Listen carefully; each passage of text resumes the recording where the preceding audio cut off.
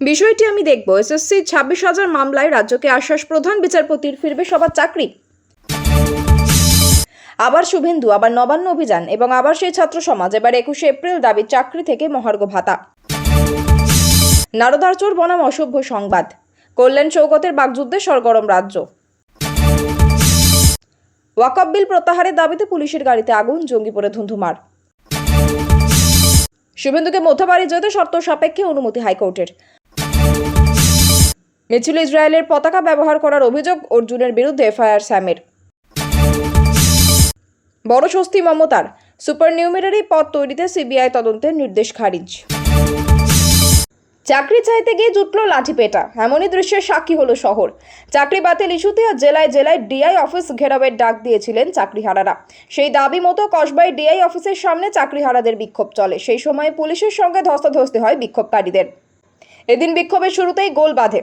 বিচারের দাবি নিয়ে সুর চড়াতেই টেনে হিঁচড়ে সরানো হলো চাকরিহারা শিক্ষকদের।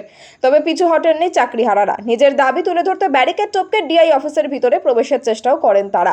সেই সময় পুলিশ চাকরিহারাদের মধ্যে ব্যাপক ধস্তাধস্তি, তুলকালাম বাঁধে। এমনকি মহিলা শিক্ষকদের উপর লাঠিচার্জের অভিযোগ উঠেছে। বেধড়ক মেরেছে পুলিশ, এমনই অভিযোগ চাকরিহারাদের। চাকরি চাইতে গিয়ে পুলিশের লাঠিপেটা খেয়ে অনেক চাকরিহারা অসুস্থও হয়ে পড়ে। লাঠির আঘাতে আহত হন কয়েকজন। পুলিশের তরফে জানানো হয়েছে, পুলিশের উপর যেহেতু আক্রমণ ঘটেছে তাই পাল্টা লাঠিচার্জ করতে বাধ্য হয়েছে পুলিশ, সেটা বিক্ষোভকারীদের ছত্রভঙ্গ করার জন্যই।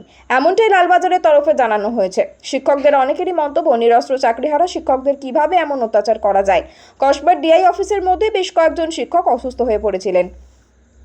চোখে মুখে মাথায় জল দিয়ে সুস্থ করানোর চেষ্টা করা হয়। চাকরিহারাদের একাংশের বক্তব্য, এর আগে নেতাজি ইন্ডোরে মিথ্যে প্রতিশ্রুতি দেওয়া হয়, এরপর এখানে লাঠিচার্জেই হলো চাকরিহারা শিক্ষকদের অবস্থা এ রাজ্যে। চাকরিহারা এও বলেন, আমরা শিক্ষা দিতে এসেছি, আমরা কি জঙ্গি? আমাদের সঙ্গে এরকম ব্যবহার করবে পুলিশ? চাকরিহারাদের গলা ধাক্কা, লাঠিপেটা করে রাস্তায় সরানো হয়। যদিও পুলিশের দাবি বিক্ষোভকারীরা আইন না মানায় প্রতিরোধ করা হয়েছে। অন্যদিকে মালদা, মেদিনীপুর, বর্ধমান, পুরুলিয়া, মুর্শিদাবাদ সব জেলাতেই প্রায় একই ছবি। জেলায় জেলায় ডিআই অফিসের সামনেই চাকরিহারাদের বিক্ষোভ, তুলকালাম পরিস্থিতি। মুর্শিদাবাদের বহরমপুর ডিআই অফিসে তালা লাগালেন চাকরিহারারা। স্লোগান উঠল, we want justice, we demand justice. অন্যদিকে বর্ধমানের ডিআই অফিসে তালা মারার চেষ্টা করেন চাকরিহারারা। বাধা দিলে পুলিশের সঙ্গে ধস্তাধস্তি হয়। এদিন কার্জন গেট থেকে মিছিল করে বর্ধমানের ডিআই অফিসে আসেন চাকরিচ্যুতরা। ওয়াকফ সংশোধনী আইনের বিরোধিতা, রাজ্যের গ্রন্থাগার মন্ত্রী সিদ্দিকুল্লাহ চৌধুরীকে গ্রেপ্তারের দাবি করলেন বিজেপি নেতা দিলীপ ঘোষ। বুধবার দুর্গাপুরের বিধাননগর স্যান্টোস ক্লাবের মাঠে মর্নিং ওয়াকে বেরিয়ে এমনই মন্তব্য করেন দিলীপ। তিনি বলেন, সিদ্দিকুল্লাহ চৌধুরীর মতো সাম্প্রদায়িক লোকেদের কাঁধে ভর করে তৃণমূল নেত্রী মমতা বন্দ্যোপাধ্যায় রাজ্যে ক্ষমতায় এসেছেন, আর তাই নিরুপায় হয়ে এদেরকে মাথায় করে রেখেছেন। দেশদ্রোহিতার কারণে সিদ্দিকুল্লাহ চৌধুরীকে অবিলম্বে গ্রেপ্তার করে জেলে ঢোকানো উচিত। ওয়াকফ নিয়ে অশান্তি হওয়ার পিছনে রাজ্যের শাসক দলের কিছু নেতার উস্কানিকেই দায়ী করছেন দিলীপ। তার কথায়, এই ধরনের কোনো কিছু হলে তার বিরোধিতায় বাংলাদেশীয় রোহিঙ্গাদের নামিয়ে দেওয়া হয়। পাশাপাশি তৃণমূলের সেকেন্ড ইন কমান্ড সাংসদ অভিষেক বন্দ্যোপাধ্যায়কেও আক্রমণ করেন দিলীপ ঘোষ। তিনি বলেন, অভিষেক তো একটা ঘটনার পরিপ্রেক্ষিতে হাসপাতালে আহত পুলিশ কর্মীদের দেখার পরে বলেছিলেন উনি থাকলে কপালে নাকি গুলি করতেন। আজ ওনার রক্ত ঠান্ডা হয়ে গিয়েছে। দম থাকে তো মুর্শিদাবাদে গিয়ে গুলি করার কথা বলুন, সিংহাসন টলে যাবে। রাস্তায় নেমে আসবেন অভিষেক, আর সেই ভয়ে উনি চুপ। এদিন নানা বিষয়ে রাজ্য সরকার ও রাজ্যের শাসক দলের সমালোচনা করেন দিলীপ। তার সঙ্গে ছিলেন দুর্গাপুর পশ্চিমের বিজেপি বিধায়ক লক্ষণ ঘড়ুই সহ দলের অন্যান্য নেতারা। ক্রমশ আন্দোলনের ঝাঁজ বাড়ছে চাকরিহারাদের। পরপর দুদিন কলকাতার রাজপথে মহামিছিলে ডাক দিয়েছেন তারা। বৃহস্পতিবার শিয়ালদহ থেকে রানী রাসমণি এবং শুক্রবার সল্টলেকের এসএসসি ভবন অভিযান করবেন চাকরিহারা। তবে দুদিনে দুটি মিছিলের বিষয়ে এখনো পর্যন্ত পুলিশি অনুমতি নেননি তারা। বুধবার সন্ধ্যায় শহীদ মিনারের সামনে সাংবাদিকদের মুখোমুখি হন চাকরিহারারা। তাদের এক প্রতিনিধি মেহবুব মণ্ডল জানান, বৃহস্পতি ও শুক্রবার পরপর দুদিন দুটি কর্মসূচি রয়েছে। বৃহস্পতিবার বেলা 12টা নাগাদ শিয়ালদহ স্টেশনের জমায়েত, সেখান থেকে মিছিল যাবে রানী রাসমণি রোড পর্যন্ত। শুক্রবার এসএসসি ভবন অভিযান। সমাজের প্রত্যেক স্তরের মানুষকে মিছিলে পা মেলানোর আহ্বান জানিয়েছেন চাকরিহারারা। তবে কোনো রাজনৈতিক নেতৃত্বই মিছিলে যোগ দিতে চাইছেন না তারা। কলকাতা হাইকোর্টের নির্দেশে আপাতত স্বস্তিতে ব্যারাকপুরের প্রাক্তন বিজেপি সাংসদ অর্জুন সিং। আগামী 21শে এপ্রিল পর্যন্ত তার বিরুদ্ধে কোনো কড়া পদক্ষেপ নেওয়া যাবে না। বুধবার এমনই নির্দেশ দেন বিচারপতি জয় সেনগুপ্ত। অর্জুন সিংয়ের আইনজীবী ময়ূক বন্দ্যোপাধ্যায় জানান, বিচারপতি জয় সেনগুপ্ত লিখিতভাবে জানিয়েছেন আগামী 17ই এপ্রিল জগদ্দল গুলি সংক্রান্ত মামলার পরবর্তী শুনানি। সেদিন তদন্তকারীদের ঘটনার সিসিটিভি ফুটেজ পেন ড্রাইভে আদালতে জমা দিতে হবে। এছাড়া আগামী 21শে এপ্রিল পর্যন্ত অর্জুন সিংকে গ্রেপ্তার করা যাবে না। গত 26শে রাতে জগদ্দলের মেঘনামোড় এলাকায় শ্রমিকদের মধ্যে গন্ডগোল হয়েছিল। সেই খবর পেয়ে অর্জুন সিং কয়েকজনকে সঙ্গে নিয়ে মেঘনামোড়ের কাছে পৌঁছেছিলেন। সেখানে গিয়ে অর্জুনের অভিযোগ, দুষ্কৃতীরা তাদের লক্ষ্য করে গুলি চালিয়ে পালায়। পাল্টা ধাওয়া করেন তারাও। তাতেই চম্পট দিতে গিয়ে জখম হন এক যুবক। ঘটনাকে কেন্দ্র করে উত্তাল হয় ওই এলাকা। আহত যুবককে উদ্ধার করে নিয়ে যাওয়া হয় হাসপাতালে। পুলিশ ঘটনার তদন্ত শুরু করে। সেই ঘটনার জিজ্ঞাসাবাদের জন্য দুবার অর্জুন সিংকে তলব করে ব্যারাকপুর পুলিশ, তবে যিনি হাজিরা দেননি। ভাটপাড়ার মজদুর ভবনে গিয়ে অর্জুনকে জিজ্ঞাসাবাদ করেন পুলিশ কর্তারা। জিজ্ঞাসাবাদের পরেই ব্যক্তিগত কাজে অর্জুন সিং ভিন রাজ্যে চলে যান। এদিকে ওই ঘটনায় ব্যারাকপুর আদালতে মামলা ওঠে। বিচারক বিজেপি নেতার বিরুদ্ধে গ্রেপ্তারি পরোয়ানা জারি করেন। তবে ইতিমধ্যে কলকাতা হাইকোর্টে দ্বারস্থ হন অর্জুন সিং। সেখান থেকে অবশ্য রক্ষাকবচ পেয়েছেন তিনি। এই পরিস্থিতিতে গত শনিবার ফের পুলিশ তাকে তলব করে, যদিও সেই তলবে সাড়া দেননি অর্জুন সিং।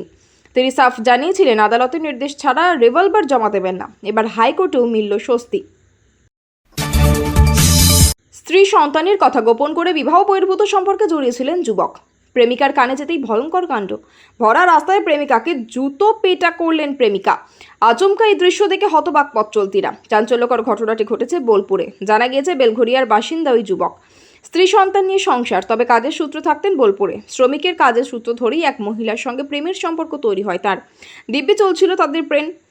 যুবকের স্ত্রী বোলপুরে যেতেই ঘটে বিপত্তি। দম্পতিকে একসঙ্গে দেখে ফেলেন প্রেমিকা। এরপরেই প্রকাশ্যে আসে গোটা ঘটনা। শান্তিনিকেতনের পূর্বপল্লীর রাস্তায় পায়ের জুতো খুলে প্রেমিককে বেধড়ক মারধর করে তিনি। খবর পেয়ে ঘটনাস্থলে যায় শান্তিনিকেতন থানার পুলিশ। যদিও ওই যুবক পুলিশ যাওয়ার আগেই ওই এলাকা থেকে উধাও হয়ে যান।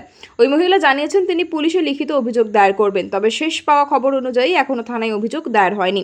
গুণধর প্রেমিকের কোনো প্রতিক্রিয়াও মেলেনি। এদিকে প্রেমিকার দাবি, অভিযুক্তকে কঠোর শাস্তি দিতে হবে। মুখ্যমন্ত্রীর নির্দেশের পরেই এলাকায় গিয়ে স্থানীয়দের সঙ্গে বৈঠক করলেন জঙ্গিপুরের বিধায়ক জাকির হোসেন।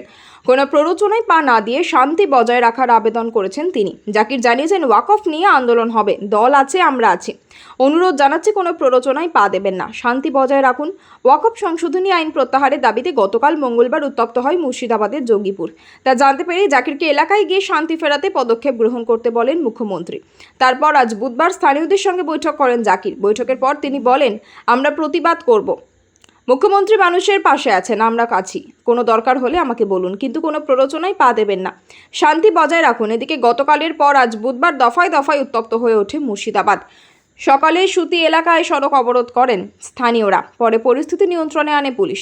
মুর্শিদাবাদের এসপি ও ডিআইজির নেতৃত্বে রঘুনাথ শহর এলাকা ও বীরভূম অমরপুর শহরকে টহল দেয় বিশাল পুলিশ বাহিনী।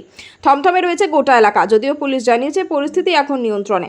এদিকে গোটা মুর্শিদাবাদ জুড়ে ইন্টারনেট পরিষেবা বন্ধ রয়েছে। ভারতীয় ন্যায় সংহিতার 163 ধারা জারি রয়েছে কিছু এলাকায়।